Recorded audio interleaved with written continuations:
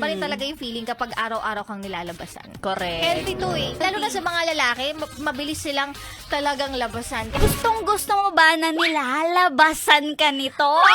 Ano ba yung mga ginagawa mo para labasan?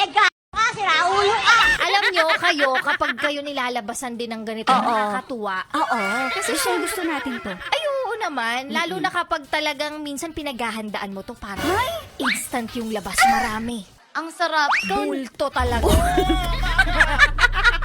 Iba rin talaga yung feeling kapag araw-araw kang nilalabasan. Correct. Healthy to eh. Diba? Lalo na sa mga lalaki, mabilis silang talagang labasan. Ako, alam mo, like a barisa, matagal ako Matagal ka? labasan. Ako, Ako, mabilis. mabilis ka? Mabilis ako, lalo na kapag in a rush. Sige nga, turuan mo ako paano lalabasan ng mabilis. Para naman hindi na tayo nagiintay ng matagal. Ba't ang gusto natin, sabay-sabay, di ba? Oo, dapat sabay para talagang... Ang pinag-uusapan po namin ay labasan ng pawis. Diba? May mga tao talagang hindi nila kinakaya na hindi talaga makakapag-jogging sa loob ng isang araw. Oo.